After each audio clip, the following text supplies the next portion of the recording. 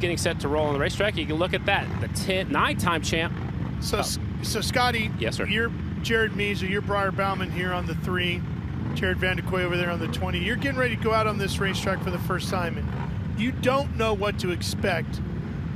What are you trying to do right now? How hard are you going to attack this track in this first session? I think for the first lap or two, I'm not attacking it hard at all. For the last couple laps, you have to, because you get 1 round of practice tonight, 1 round of qualifying. I would try to space myself away from somebody else, give myself as much clear racetrack as possible, but you have to learn quick. I mean, you come here, we raced here last season, so you come here with that setup if you're on the same kind of motorcycle. I mean, Some of these guys have changed teams and bikes and stuff like that, but you got to learn quick tonight, and you don't want to throw it away in practice because you don't win anything for winning practice. You do get the FloRacing Fastest Lap Award, which is $500. You could, but you could get that anywhere during the day. Exactly. So right now, I think you take the first lap or two, take it a little bit easy, maybe take it at 80%, and then you start wicking it up, and you got to go fast tonight. I mean, we've all seen the abbreviated schedule. You've got to learn quick as you can and set the fastest lap you can. Is there a particular place on the racetrack you're going to run? Are you going to run at the bottom? Are you going to run up top? I think higher early on, because it'll be drier, because the moisture goes down the racetrack. I wouldn't be surprised if there's not a really high line early on. Right now they're going to go out there and check out. Looks like Dallas is in the middle. Now he's kind of swerving a little bit, but bikes on the racetrack for the first time here at the Yamaha Senoia short track. Dallas Daniels, Brandon Robinson, 1 and 2 right now here on the track. Both of them have started the season off in fine fashion down at Daytona, haven't they? They're tied for the points lead. You can see Dallas keeping that left foot up off the racing surface. Yeah, and that's what we talked about a little bit. You see the lines where they're going right now. It should work itself in, but turn 1 and 2 are already in the shade, Ralph, and that's not good. No.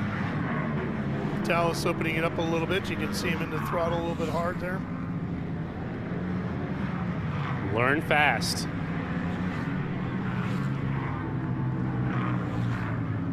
You see they're drifting up the racetrack a little bit, not really pitching in the corner just yet, but I can't express how wet this track was just about 4 hours ago, Ralph. The pace trucks were slipping and sliding around the racetrack. It's going to be a challenge to keep the racetrack fast as we can for the rest of the evening. Let's see, Briar looks like he's let off the throttle right here, coming off of turn number 2. There's a pretty good chance that $500 for the Flo Fastest Lap of the Day award might go in this first session. But there's also a good chance that as the track comes in, it might get faster as the night goes on. We'll have to wait and see what happens to the racetrack. Right now, Robinson's got the quick time of 1:08.1, and he's got his hand up. He's not feeling comfortable. It's starting to kind of take some ruts right now, kind of a la motocross style, especially right there coming. Yep. Look right there, coming off of turn number 4. And that's what everybody was kind of worried about when they were talking about it earlier, is that the track would be too soft and would rut up. You can see Robinson just looked at the flagman and gave the thumbs down. So he's definitely not liking what he sees. Meese on that last lap jumps up to 5th right now with a 1:09.7. So it's about a full second, maybe a half a second slower than it was last year when we were here. Group 2 sitting in the holding pen waiting to see. Mishler comes around and talks to Maxwell, the killer whale, on the 18. This will be Mishler's first run on the all-new Honda. Exactly. So we saw Dan Bromley bring the Transalp-based bike number 62 out at Daytona. Got a 10th and a 12th in 2 nights of racing there, but Mishler's bike wasn't ready, so he didn't get a chance to ride it.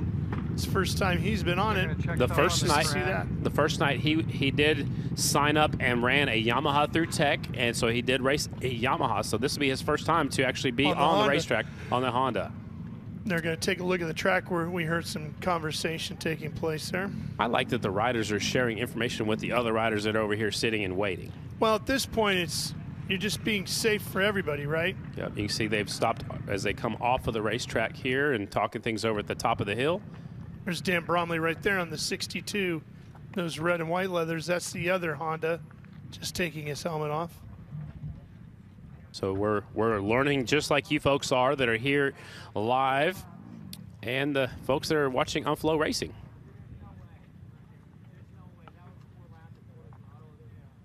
So there's conversation going on as we're listening in there. Yep. That's Brian Smith, former series champion, in the black hat and the glasses. You know, and he's really good friends with most of these guys. He raced against most of these guys, and he's going to take what they're saying into consideration.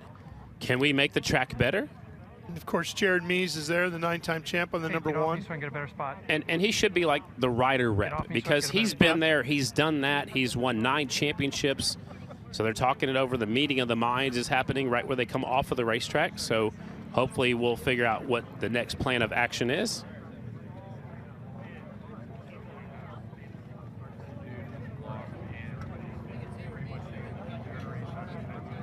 Listening in over there, coming off of the racetrack, there's Jared Van de Kooi, JMC team.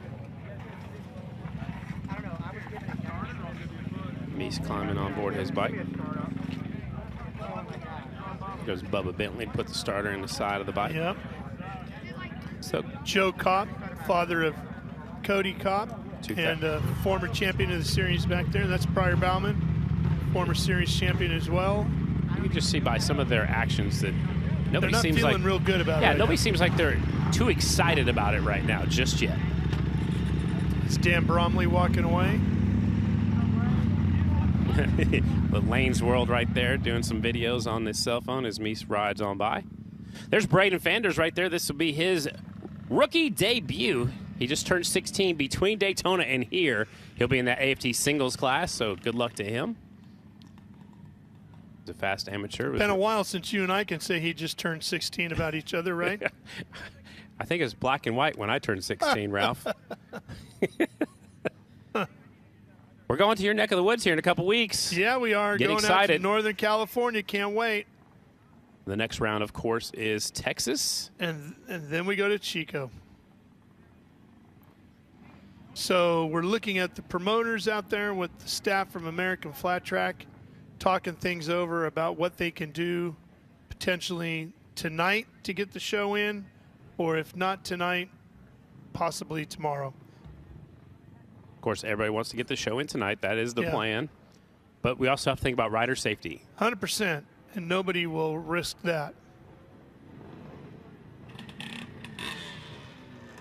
Brian Smith again in the hat.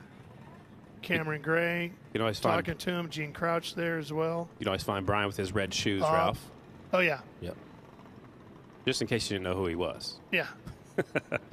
So they did the open fan experience, a little extra, and they brought some of the fans who paid extra. They brought them through the pit area. They brought them up to the racetrack. They couldn't go across the racetrack for opening ceremonies because the track was just too slippery. But I hope all those folks enjoyed it. I know friends of mine I met in England last year. They're here from Germany, and they Did you find them? I did find them, and made sure they got a couple of autographs and got a tour through the pit area. So hopefully they're having a great time out here, as well as the rest of the fans here in Senoia, Georgia.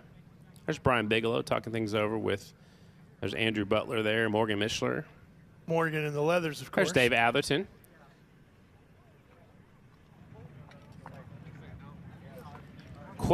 Question coming in from the other side of the truck. Nothing.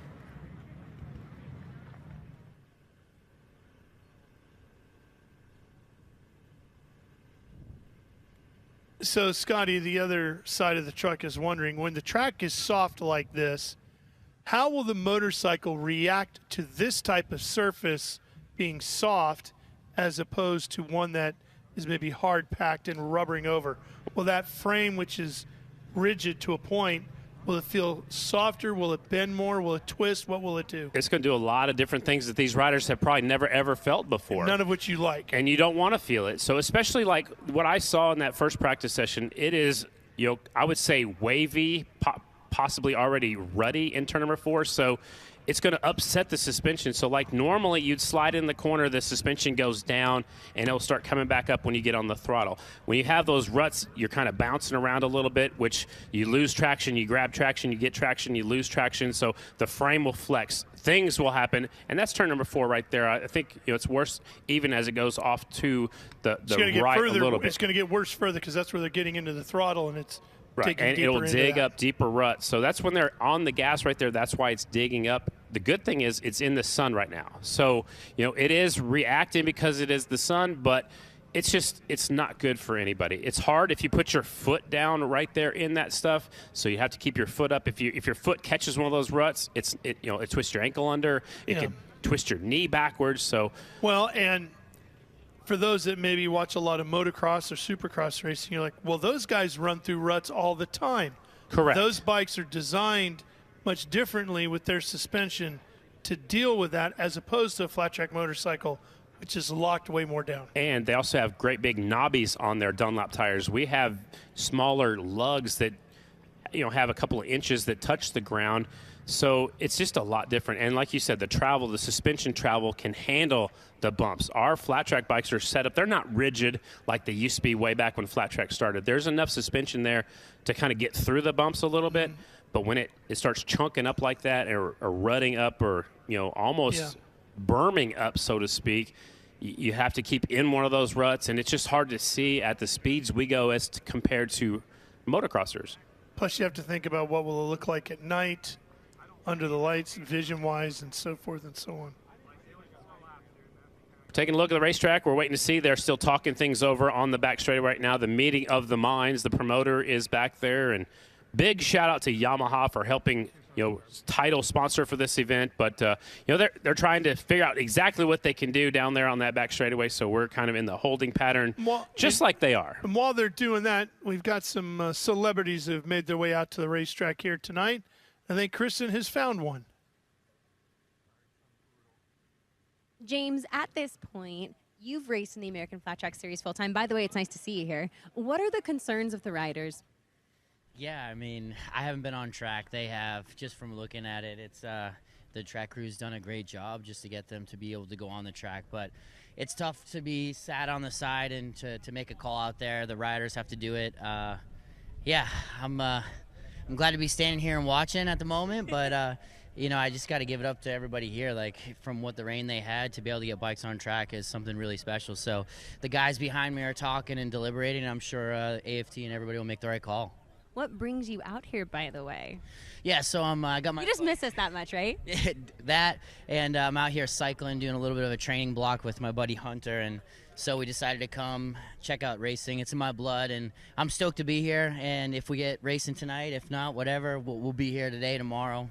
I'm just excited to be here. Would you be excited about racing on a track like this tonight? If they say you got to go racing, it's your job to go do the job. So I know that they've got the best guys here working on making it as safe as possible for everybody. And at the end of the day, you just, if they say go, you go. So we'll see what they want to say out there. And you got the boys talking, and I haven't been on the track, so it's hard for me to make a call from the outside. What does your season this year look like? By the way, we miss you in the American Flat Track Series paddock, but you've got big things going on. What are the Baggers like? Yeah, Baggers is awesome. Riding for the Factory Harley-Davidson has been amazing. We went 1-3 at Daytona, which was woo-woo! Yeah, it was awesome. We've got COTA coming up in a couple weeks here. We're going to be alongside MotoGP. And yeah, we've got a full season ahead, so just hopefully I can continue to put the Harley-Davidson at the top and win the championship. That's the goal, right? The Baggers have been so fun to follow. It's such an awesome class. What is the sensation like racing a bike of that magnitude compared to something like this? Yeah, so the cool thing is that some of the top boys come from dirt track. So dirt track is huge to learn the bike because the bike slides around so much. Having 620 pounds on the road glide, kind of just feeling through the tires is tough, but all my dirt track skills came out, and even being so recent in 2020 and 21 helped so much with the transition getting on that bike. So yeah, it's been really fun. The racing's gotten super close, and it's an exciting championship. Scotty is asking me from the booth to ask you about the 43. Yeah, the new 43. The new 43. It's we got to win some races, and but yeah, we're still on 43. Hopefully, number one. I think that's because Scotty back in the day used to run a 43, so I feel like there's some nostalgic vibes there. James, as we look towards this Senoia weekend, you have raced on similar banked tracks, on clay tracks. What would you tell a rider making their debut here? You got to roll around here. You don't want to have the bike sideways too much. I really enjoyed the bank tracks, especially riding the Harley XG, and yeah, you got to keep the wheels in line. You got to keep that corner speed up, and I think if they do get it off tonight, you might see the high line come in, and we used to have hay bales, so they would be clipping them, but I think they'll be pretty close to the air fence, and yeah, I think it's going to be, if they can get it off, it's going to be amazing racing like it always is, and this is one track that I didn't get to ride, but I would love to. James, well, it's always good talking with you, and best of luck with the bagger season. And where can folks follow you? If you're watching at home on FloRacing and you don't know who James Rispoli is and you just totally fell in love with him right now, how do you follow along with the James Rispoli's story? Yeah, you can totally follow me on social media, Instagram, Facebook, all that on James Rispoli. And then, you know, I'm stoked. One thing I got to say is I'm stoked on the FloRacing. I watch Flo right now, watching all my cycling, so to that transition so sweet and so super smooth for me, where when I'm not at the flat tracks, I'm able to watch it. But yeah, you can follow me at James Rispoli, and then follow everything on YouTube and, you know, all the other social channels. Thanks so much, James, and best of luck with your season. I'm digging that Harley jacket. I like it. We're gonna have to get one. I'm good. We got to get Rispoli to hook a brother up here. Exactly. I like that with the hat and everything. It's a good look. All right. Well, the guys are out taking a look at the track, and while they're thinking about things, we're going to step away for a second, take care of a little business, but we'll be right back to the Peach State after this.